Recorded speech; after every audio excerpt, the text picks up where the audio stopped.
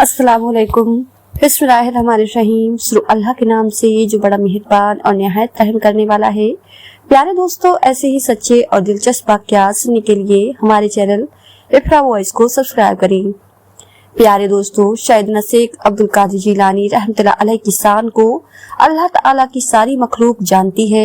जब अल्लाह तबारक व तआला अपने महबूब बंदे को किसी मुकाम पर फाइज फरमाता है तो उसकी मोहब्बत लोगों के दिलों में डाल देता है। छोटी उम्र से ही सरकार बगदाद की मोहब्बत लोगों के दिलों में पैदा हो गई थी। आप जहाँ भी जाते दीन की तबलीग फरमाते और आपके अखलाक और आदादी बिना पर हर कोई आपका एहतराम करता था। एक मर्तबा सरकार बगदाद हुजूर गौस पाक रहमतुल्लाह अलैह बगदाद शरीफ से इराक के एक इलाके में नेकी की दावत के लिए तशरीफ ले गए। प्यारे दोस्तों, हुजूर गौस पाक रहमतुल्लाह अलैह के कुछ मुरीदन भी आपके हमरा थे। वो बस्ती लाखों अफराद पर मुश्तमिल थी और सब गैर मुस्लिम थे, यानी ईसाई थे। तबीयत के लिहाज से वो एक सख्त कौम थी और किसी दूसरे मजहब को मानने के लिए तैयार नहीं थी। सरकार बगदाद हुजूर गौस पाक रहमतुल्लाह अलैह ने उनके बड़े बड़े सरदारों को इस्लाम की दावत दी, लेकिन कोई भी इस्लाम कबूल करने पर आमादा न हुआ। उसी इलाके में एक लड़की भी रहती थी जिसका खानदान बहुत बड़ा था और खानदान के सब अफराद ईसाई थे।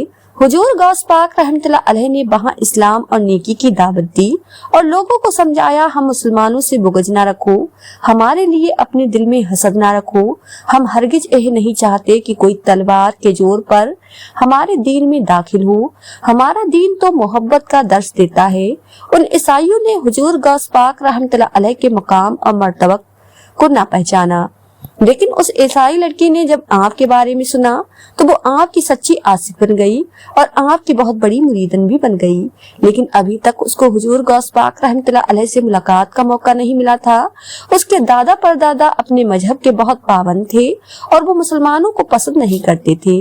इसी वजह से वो हुजूर गौस पाक रहमतुल्लाह अलैह के सामने नहीं जा सकती थी। लेकिन उसकी मोहब्बत बहुत पाकीज़ा थी। उसने अभी तक कलमा नहीं पढ़ा था, लेकिन वो छुपकर सरकार बगदाद के बयानात सुना करती थी और दिल ही दिल में आपकी इंतहा चाहने वाली और अकीदतमंद बन चुकी थी। वो औरत अपने ईसाई मजहब से दूर होने लगी थी। जब हुजूर गौस पाक रहमतुल्लाह अलैह अल्लाह तबारक व तआला की वहदानियत के बारे में बताते तो उसके दिल पर असर होता था। अब उसे इस बात से उलझन होने लगी कि वो नसरानी खानदान में क्यों पैदा हुई। वो इस बात को मानने लगी थी कि अल्लाह पाक की जात में किसी को शरीक नहीं करना चाहिए। अल्लाह ताला एक है, लेकिन अपने वालिद की सखियों की वजह से वो हजरत गौस पाक रहमतुल्लाह अलैह के दरबार में नहीं जा सकती थी, मगर दिल ही दिल में आपको अपना पीर और मुर्शिद मानने लगी थी। उसने यह बात भी सुन रखी थी कि वहाँ के रहने वाले मुसलमान सरकार बगदाद हुजूर गौस पाक रहमतुल्लाह अलैह को दिल से मानते हैं और जब किसी मुश्किल में होते हैं तो आप उनकी मदद के लिए हाजिर होते हैं। आप उनके हक में अल्लाह ताला से दुआ फरमाते हैं और अल्लाह ताला उनकी दुआ को कबूल फरमाता है। यह बात सोचकर वो डरते डरते अपने बाप के पास गई और कहा, अगर आप बुरा न माने तो क्या मैं मुसलमानों के पीर हजरत शेख अब्दुल कादिर जिलानी रहमतुल्लाह अलैह को अपनी शादी में बुला सकती हूँ। मैं चाहती हूँ कि वो आकर मुझे दुआ दे। उसका ईसाई बाप नाराज हुआ और कहने लगा, तुम क्यों नहीं समझती वो मुसलमान है और सबको इस्लाम की दावत देते हैं। उनकी बातों में मत आना, वो जादूगर हैं और जो कोई भी उनसे मिलता है उनका आशिक बन जाता है। तुम उनसे कहाँ मिली थी? लड़की ने जवाब दिया, मैं उनसे नहीं मिली, लेकिन मैंने उनके बारे में बहुत कुछ सुना है। वो यहाँ इस्लाम फैलाने के लिए आए हैं, लेकिन मैं सिर्फ यह चाहती हूँ कि वो मेरी शादी में शिरकत करें और उनकी बरकत से मेरी शादी की तकरीब बखैर आफियत अंजाम पजीर हो। लड़की के ईसाई बाप ने यह बात सुनी तो गुस्से से आग बबूला हो गया और कहने लगा, यह तुम कैसी बातें कर रही हो? हमारा मजहब कभी बदल नहीं सकता। वो मुसलमान है और तुम एक मुसलमान को इतना चाहती हो। लड़की ने कहा, यह पाकीज़ा मोहब्बत है, जिस तरह एक बुजुर्ग से मोहब्बत की जाती है, जैसे एक बेटी अपने बाप से मोहब्बत करती है। आप मेरी मोहब्बत को गलत न समझे। मैं बस यही चाहती हूँ कि वो मेरी शादी की तकरीब में जरूर शिरकत करी। यह कहकर लड़की रोने लग गई। बाप ने कहा, पहले तुम तैयार हो जाओ, तुम्हारी बारात आने वाली होगी। जिस लड़के से उसकी शादी हो रही थी वो भी एक ईसाई लड़का था। उसकी शादी उसकी मर्जी से हो रही थी और वो बहुत खुश थी क्योंकि वो उसे बहुत पसंद करती थी, मगर वो उदास थी कि हुजूर गौस पाक रहमतुल्लाह अलैह का दीदार हो पाएगा या नहीं, क्या वो मुझसे मिल पाएंगे। मैं दिल से चाहती हूँ कि वो मेरी शादी की तकरीब में शामिल होकर मुझे दुआ दें। उधर उसका दूल्हा अपनी बारात लेकर चला। जब वो रास्ते में पहुंचा तो एक घना जंगल आया जहाँ खतरनाक डाकुओं का कब्जा था। वो डाकू किसी मुसाफिर को वहां से जिंदा नहीं जाने देते थे। वो छुपकर वहां से गुजरने वालों को देखते और उनके सामान पर हमला कर देते थे। प्यारे दोस्तों, ईसाई दूल्हा बारातियों समेत वहां से गुजर रहा था कि डाकुओं ने उन पर हमला कर दिया और उन्हें लूट लिया। ईसाई दूल्हा डाकुओं से भिड़ गया और कहने लगा, तुम लोग मेरी शादी में रुकावट डाल रहे हो, तुमने यहाँ आकर बहुत बदतमीजी कर दी है, मेरा सामान वापस करो। दूल्हे को इस तरह गुस्से में देखकर डाकुओं को तैस आ गया और उन्होंने अपनी तलवार निकालकर उसकी गर्दन उड़ा दी। इसके बाद वो सारा सामान लूट कर वहाँ से चले गए।